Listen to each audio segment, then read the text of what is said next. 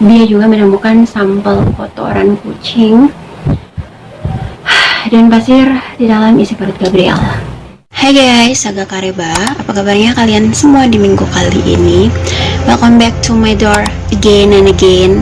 Well, kemarin sempat bahas kasusnya Gabriel Fernandez ini, yang anak umur 7 tahun yang terkena child abuse dengan ibu kandungnya sendiri dan pacar ibunya. Well, kemarin juga kita mulai bahas kasusnya ini dari mulai kehidupannya Gabriel sampai dengan kronologis kejadian lengkapnya. Dan berhubung pembahasannya panjang banget, jadi aku bagi menjadi 2 part aja. Dan yap, ini adalah part 2-nya. Semoga tidak mengecewakan untuk kalian semua yang sedang menonton ini atau lagi nunggu. Dan makasih banget, thanks for watching my video. Dan karena data-datanya juga sangat-sangat sulit didapatkan, well, oke, kayaknya sudah sangat panjang. Sebelum kita mulai, aku minta sumbang subscribe-nya dulu, like juga, dan jejak komentarnya untuk kalian semua, biar aku makin semangat untuk ketemu kalian lagi di video selanjutnya. Anyways, kita mulai aja videonya.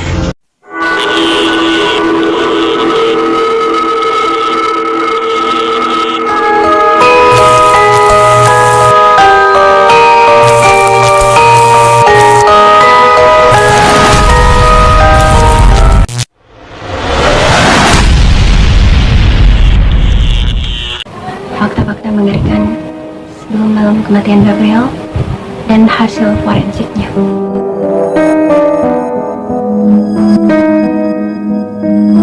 Setelah malam penyiksaan fatal yang dialami oleh Gabriel saat itu dan dilarikan ke rumah sakit oleh aparat kepolisian, kekerasan yang dialami Gabriel ini selama beberapa bulan oleh ibu kandungnya sendiri dan pacar ibunya, akhirnya perlahan fakta-fakta mengerikannya terungkap, termasuk hasil otopsi, forensik, dan investigasi. Well, selama 8 bulan tinggal di apartemen kecilnya ibunya itu di Plumdale, Gabriel ini dianiaya dan disiksa dengan kejamnya. Tidak hanya itu, ia diikat dan dimasukkan di sebuah kabinet yang berbentuk kotak kecil. Nah, di sana juga Gabriel selama berjam-jam tanpa makanan, air, atau bahkan akses ke kamar mandi. Kotak itu lalu dikunci dengan borgol oleh ibu dan pacarnya ibunya. Tidak hanya itu, mereka juga memukul Gabriel dengan tinjunya, menendang dan mengangkat leher Gabriel, mencepitnya, lalu menjatuhkan bocah itu ke tanah begitu Gabriel pingsan. Isauro juga menyemprotkan merica ke wajahnya Gabriel dan tidak segan-segan menyerang tubuh telanjang bocah itu dengan ikat pinggang, gantungan logam, dan tongkat pemukul baseball, bahkan pantungan. Penyiksaan itu belum berhenti sampai di sana, guys.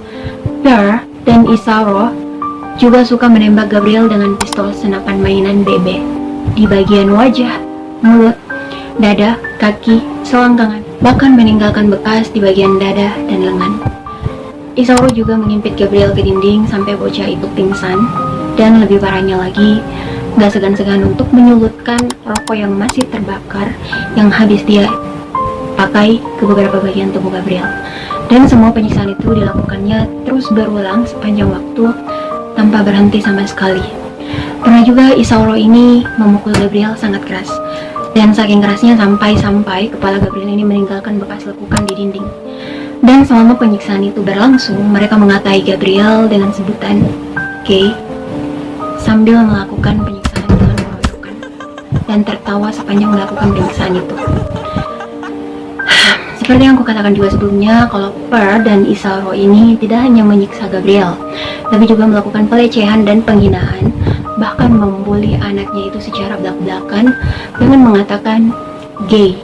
Selain itu, mereka berdua juga pernah mempermalukan Gabriel dengan sengaja memaksa Gabriel memakai legging merah muda dan kemeja merah muda saat pergi ke sekolah. Dan sayangnya, perbedaan kasih sayang juga ditunjukkan secara terang-terangan pada Gabriel. Kasih sayang dan cinta ibu dari ibu kandungnya ditunjukkan dengan enggak pernah ada untuknya. Karena di dalam apartemen kecil yang sebelumnya Gabriel yakini adalah tempat segala cinta di dalamnya, tempat kehangatan dan tempat perlindungan untuknya, bahkan menyambutnya dengan baik, tapi kenyataannya tidak seperti apa yang dia bayangkan selama ini. Tempat itu bahkan hanya menjadi penyiksaan untuknya yang dilakukan oleh ibunya dan pacar ibunya. Saudara-saudara kandungnya juga ada di sana, tapi hanya dirinya mendapat perlakuan berbeda itu. Selain disiksa dan diperlakukan tidak pantas, Gabriel juga tidak diizinkan bermain dengan teman-temannya, bahkan tidak diberi mainan sama sekali. Selain itu, Ezekiel juga pernah dipaksa ibunya dan pacar ibunya Isauro ini untuk meninju saudaranya sendiri, Gabriel. Saat itu Ezekiel benar-benar sulit menjelaskan bagaimana perasaannya sendiri. Yaelah, apalagi sudah sangat-sangat tertekan dari ibunya yang terus memaksanya. Karena ya sangat-sangat susah juga ya guys. Di sisi lain ibunya yang memaksanya untuk mukul, di sisi lain juga dia kasihan sama adiknya yang udah bonyok dipukul tapi minta dipukul lagi sama kakaknya. Nah, Ezekiel ini lalu mengakali dengan berbisik di telinga Gabriel dan memintanya jatuh ketika dia pura-pura memukulnya. Gabriel juga pernah dipaksa makan makanan basi atau kadaluarsa. Dan Gabriel diberikan bayam basi saat itu, tapi tanpa sengaja memuntahkannya guys. Nah, bukannya kasihan sama Gabriel, sama anaknya sendiri ini dan worry pada anaknya ini, Pierre dan Isauro malah memaksa Gabriel ini untuk kembali memakan yang sudah dimuntahkan itu dari meja. Gigi depan Gabriel juga tercabut karena ibunya meninjunya, dan bahkan Gabriel juga dipaksa memakan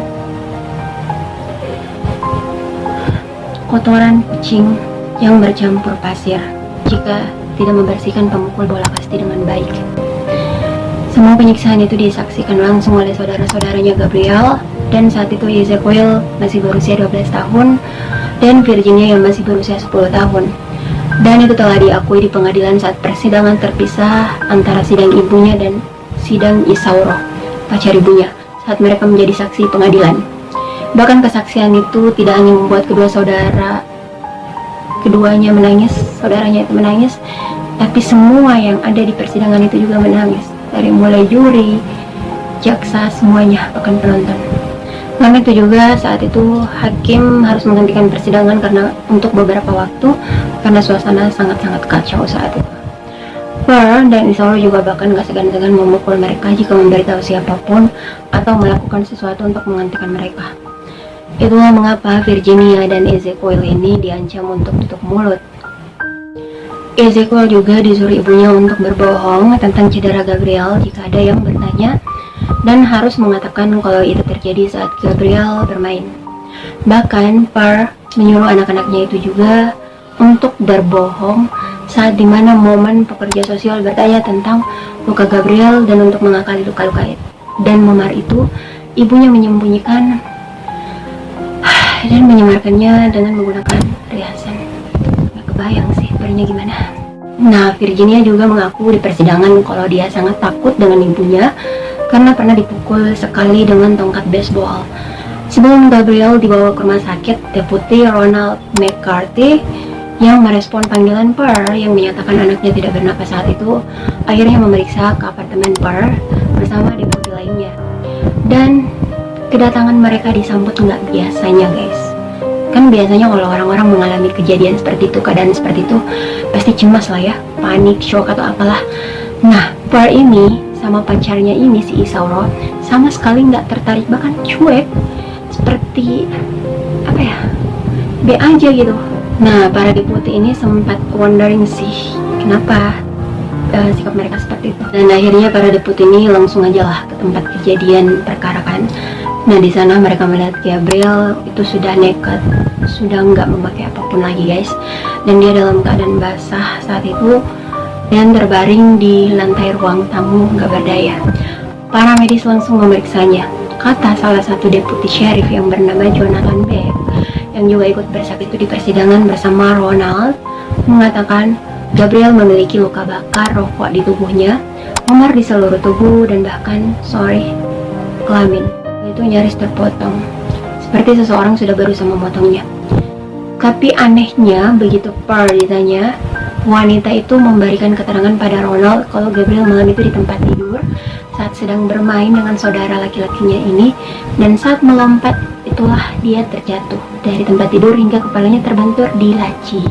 Isauro juga ditanya dengan pertanyaan yang sama guys, tapi tentunya secara terpisah dong ya, biar mereka bisa meninjau keterangan pasangan itu.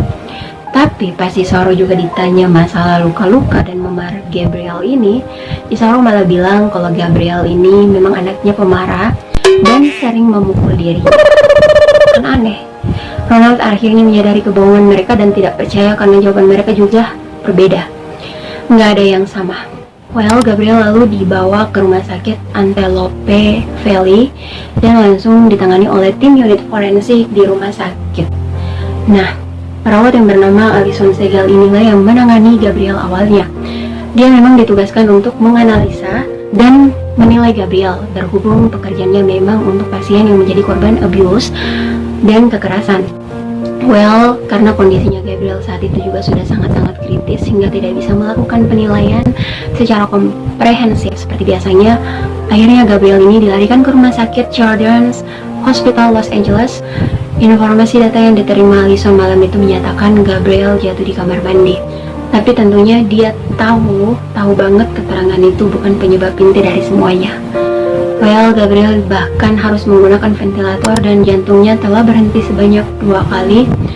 Bahkan tim medis harus menyadarkan bocah itu dengan tindakan ekstrim, guys. Suhu tubuh Gabriel juga hanya 88 derajat dan suhu itulah yang paling terendah bagi seorang anak, guys. Nah, setelah sampai di rumah sakit anak Los Angeles, perawat yang bernama Emily Ribar itu lalu memeriksa kondisi Gabriel. Setiap inci tubuhnya Gabriel ada banyak memar dan bengkak, kulitnya agak hitam dan biru. Tubuh Gabriel juga sangat-sangat dingin dan tidak ada responsif sama sekali, guys. Dengan tabung pernafasan atau alat-alat medis yang dipasangkan ke tubuhnya agar membantunya tetap hidup. Tapi semua usaha para medis sayangnya sia-sia karena tepatnya di tanggal 24 Mei 2013 masih di rumah sakit CHLA, Gabriel dinyatakan meninggal. Gabriel didiagnosa mati otak atau kegagalan fungsi otak dan semua alat medis yang membantunya tetap hidup yang dipasang sejak 2 hari terakhir semuanya dicabut. Hasil otopsi juga menyatakan penyebab kematiannya karena trauma benda tumpul bercampur dan bersamaan dengan kekurangan gizi dan penelantaraan. Saat meninggal, Gabriel ini diidentifikasi dengan hanya memiliki tinggi 49 inci dan berat hanya 56 pound atau kalau dikolokan tuh hanya 25 kilo, guys. Usus Gabriel hanya memiliki bahan yang sangat sedikit seperti mengecil gitu, guys. Mungkin karena jarang diberi makan kali ya. Dan kelenjar Gabriel ini juga sangat kecil dan hampir tidak ada lemak. Basically, lemak atau penipisan ini diindikasikan sebagai kekurangan gizi. Nah, James Wright, ahli patologi forensik juga mengatakan pembengkakan di sisi wajah Gabriel bersama memar dan 10 bercak alopecia traumatis. Nah, bagi kalian yang nggak tahu alopecia ini apa, alopecia adalah kondisi kulit yang diakibatkan oleh penarikan paksa rambut di kulit kepala. Jadi rambut Gabriel itu sengaja dicabut di beberapa titik atau mungkin dijambak kali ya. Well, wajah Gabriel juga memiliki banyak luka di bagian bawah rahang dan bagian belakang kedua telinga seperti lecet dan luka bakar. Tidak hanya itu, goresan dan lecet juga di sisi mata kanan Gabriel. Lecet luas di area tulang pipi kirinya, luka di sisi kiri mulutnya, dan ada cedera jaringan lunak traumatis yang luas di dalam mulut Gabriel. Lapisan di atas mulutnya Gabriel sobek dari mulai tulang ke bibir atas dan di bawah. Selain itu sudah dipenuhi nanah dan terinfeksi cedera yang disebabkan oleh trauma benda tumpul. 4 gigi depan Gabriel juga telah tercopot. Hasil otopsi Alison juga menyatakan selain jumlah luka dan memar di tubuh Gabriel, lengan dan kakinya juga bengkak. Ada luka tembak BB di leher dan di selangkangannya. Bahkan ada satu yang masih bersarang peluru BB di daerah itu. Selain itu, ada juga luka lama yang mulai sembuh. Ada juga kulit yang hilang di sekitar leher Gabriel, terutama pada alat kelamin, dan semuanya terlihat jelas dari kepala hingga kakinya. Dr. Donald C. Boger, yang merupakan ahli radiologi forensik, juga menambahkan ada beberapa luka tembak BB di bagian dada juga, di daerah panggul dan di kaki Gabriel. Dan itu semua kemungkinan besar akibat trauma berulang. Maksudnya dilakukan secara terus berulang di tempat yang sama, guys. James juga menemukan 8 peluru BB dari dalam tubuh Gabriel dan salah satunya telah bersarang di paru-parunya. Tubuh Gabriel juga mengalami patah tulang rusuk dan menderita pneumonia di kedua paru-parunya. Selain itu ditemukan juga 2 hematoma atau gumpalan darah besar yang sembuh sebagian di hatinya, dan hematoma subdural atau pendarahan di kepala yang disebabkan oleh benda tumpul. Cedera subdural ini juga konsisten dengan usia sekitar 3 hari atau mungkin lebih, dan ini termasuk cedera yang sangat-sangat fatal. Luka yang sangat besar juga ditemukan di kulit kepala, seolah-olah kepala Gabriel ini dibentukkan ke dinding dengan kekuatan besar. Hingga kulit kepala remuk dan tulang tengkorak itu juga didiagnosa terjadi saat malam kejadian Gabriel dibawa ke rumah sakit. Dr. Donald juga mengatakan Gabriel memiliki setidaknya 3 patah tulang rusuk baru dan sekitar 9 patah tulang rusuk yang sudah lama dan sedang mengalami penyembuhan sendiri. Tidak hanya itu, patah tulang juga ada di lengan Gabriel. Stephen Sklip juga menyatakan dia juga menemukan sampel kotoran kucing dan pasir di dalam isi perut Gabriel. Dia juga membandingkan isi perut Gabriel dengan sampel tersebut dan bahannya sangat-sangat mirip hingga tidak bisa dibedakan, guys. Oke, kita masuk di pembahasan pengadilan.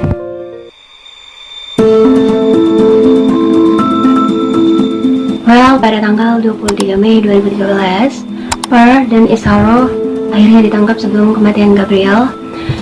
Dan sebenarnya mereka berdua ini hanya mendapat hukuman yang ringan saja. Tapi pas kematiannya Gabriel pada tanggal 24 Mei 2013, mereka lalu berdua didakwa dengan pembunuhan tingkat pertama atas kasus keadaan khusus, penyiksaan dan pembunuhan, hingga jaksa menuntut dengan hukuman mati.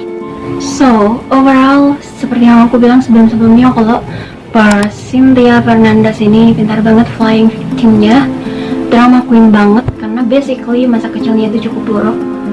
Ayahnya masuk keluar penjara dan ibunya juga suka menunjukkan perbedaan kasih sayang itu pada Per. Jadi dia mengaku kalau dia tuh nggak dicintai ibunya gitu. Bahkan dia juga korban abuse saat masih kecil. Tidak hanya itu, dia juga sempat hampir diperkosa oleh pamannya sendiri dan pernah disandra juga oleh beberapa pria setelah itu diperkosa secara bergiliran, guys. Hidupnya yang ya sangat-sangat buruk membuatnya terjebak dengan narkoboy, ngedrugs gitu sampai alkoholik juga di usianya yang masih sangat-sangat muda, yaitu 11 tahun pada saat itu. Bahkan saking trauma dan depresinya mungkin saat itu, dia juga sempat melakukan untuk bunuh diri, mencoba untuk bunuh diri di rumah sakit saat dia menjalani rehabilitasi. Dan itu juga membuatnya sempat putus sekolah di kelas 8 saat itu. Mungkin karena itu juga, karena masa lalunya yang membentuk karakternya menjadi monster yang gak berperasaan. Kenapa ya guys, kalau aku perhatikan tuh ya, rata-rata kebanyakan psikopat itu terbentuk dari masa lalu yang buruk. Why? Kenapa gitu? And that's real, tahu gak sih? Ternyata dari filmnya Joker itu, inti dari filmnya Joker itu ternyata memang benar. Ada kehidupan nyata. It's not movie, that's real life. Tapi ya biar bagaimanapun, alasan apapun melakukan penyiksaan bahkan membunuh, jadi tetap aja salah. Gak ada pembenaran sama sekali kalau udah menyangkut kasus seperti itu, guys. Jadi tetap be careful ya. Oke, lanjut. Dan memang Per ini juga didiagnosa dengan beberapa masalah kesehatan mental, termasuk gangguan depresi, cacat perkembangan, dan kemungkinan gangguan kepribadian dan gangguan stres pasca trauma. Karena itu juga dia sangat pintar playing victim dan pintar mengambil situasi hingga karakternya berubah menjadi kejam gitu. Per juga pernah tercatat sebagai calon tersangka dulu saat masih bersama ayah kandungnya Gabriel yang bernama Arnold Contreras, dan kasusnya yang karena telah mengancam dan menusuk mantan suaminya itu. Tapi saat itu kasus tuntutan hukumnya sempat tertunda, dan memang di keluarga Arnold itu dia terkenal sebagai drama queen atau suka playing victim. Jadi seolah-olah dirinya itulah adalah korban. Padahal dia yang suka kasar pada suaminya dan sangat-sangat kontrol. Nah, karena sifatnya itu juga ternyata Per ini memakainya di persidangan. Tepat pada tanggal 15 Mei 2018, dia mengaku bersalah. Tujuannya untuk menghindari hukuman mati, guys. Tidak hanya itu, dia juga membuat drama dengan cara meminta maaf saat itu. Dan dia juga mengatakan kira-kira seperti ini, guys. Saya ingin meminta maaf apa yang telah terjadi. Saya berharap Gabriel masih hidup setiap hari. Saya berharap kalau saya membuat pilihan yang lebih baik. Saya minta maaf pada anak-anakku, dan saya ingin mereka tahu kalau saya cintai mereka. Memangnya menunjukkan cinta harus dengan cara menyiksa setiap hari ya, Tante? Oke, lanjut. Dan ternyata cara liciknya berhasil. Dia hanya dijatuhi hukuman penjara seumur hidup tanpa pembebasan bersyarat. Tapi terlepas dari minta maafnya itu dan mengenai hukuman, menurut kalian dia beneran menyesal nggak? Just info aja ya. Setelah meninggalnya Gabriel ini, si Par ini dilaporkan menyalahgunakan obat-obatan alias narkoboy, guys. Katanya sih depresi, katanya. Terus gimana dengan pacarnya si Isauro itu? Nah, Isauro itu malah sebaliknya. Dia dihukum mati karena tidak ingin mengaku kalau dia itu bersalah. Bahkan juri dan jaksa sudah menyebutkan dan menjelaskan secara rinci bukti-bukti yang ada atas penyiksaannya selama berbulan-bulan kepada Gabriel. Tapi tetap saja dia sangat-sangat ngotot dan bilang, aku nggak bersalah. Well, akhirnya jaksa dan juri merekomendasikan ke hakim untuk dihukum mati. Nah, ternyata pengajuan hukuman ini tuh diterima oleh Hakim George G. Lomeli. Tapi anehnya Isauro ini kan dikenal sebagai pribadi yang baik nih, apalagi sangat penyayang, lembut. Bahkan sebelum kenal dengan Par, Isauro pernah bekerja di panti jompo gitu. Karena karirnya itulah juga dia dikenal sebagai karyawan yang baik, ramah, teladan. Bahkan dengan lembutnya dia selalu membersihkan kotoran-kotoran nenek-nenek yang ada di sana. Pokoknya dia suka membantu dan penyayang gitulah orangnya di mata orang di tempat kerjanya saat itu. Tapi entah kenapa karakternya berubah drastis sejak dia berhubungan dengan Per, lalu tinggal bersama setelah resign di tempat kerjanya itu. Karena itulah pengacara pembelanya si John Allan ini memberikan pendapatnya pas kliennya ini mendapatkan hukuman mati, guys. Ya, walaupun pembelaannya tetap ditolak, mengingat penyiksaannya yang selama berbulan-bulan kan sama Gabriel. Kalian pernah dengar nggak sih istilah lidah lebih berbahaya daripada pisau? Atau lisan lebih mudah menyakiti? Kenapa? Karena otak bisa merecord segalanya, guys, lalu membentuk. Itulah mengapa sangat penting untuk berhati-hati, apalagi dalam circle atau lingkungan yang ada toksiknya. Percaya deh, hal yang baik itu akan berakhir menjadi buruk kalau kalian nggak hati-hati. Oke, lanjut. Well, hukuman kasus ini juga diperkuat karena bukti-bukti hasil forensik investigasi dari pakar kriminalis. Tiffany Snow juga menunjukkan di persidangan foto-foto di dalam apartemen milik mereka yang menjadi bukti kuat mengenai kekerasan pada Gabriel ini. Foto-foto itu diantaranya ratusan nada darah dan tanda lekukan terlihat jelas di dinding, dan itu juga begitu banyak. Tiffany juga melakukan tes DNA pada barang-barang di apartemen yang telah berlumuran darah, termasuk tongkat kayu, tongkat pemukul baseball, kelelawar hitam, kabel data, dan di dalam box kabinet semuanya teridentifikasi milik DNA Gabriel.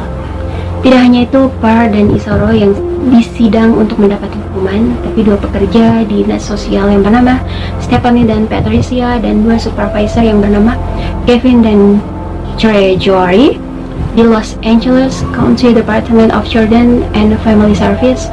Mereka dipecat dengan dakwaan pelecehan anak dan pemalsuan catatan publik. Dan ini memang baru pertama kali di saat itu terjadi, ketika mereka juga dipenjara selama 11 tahun.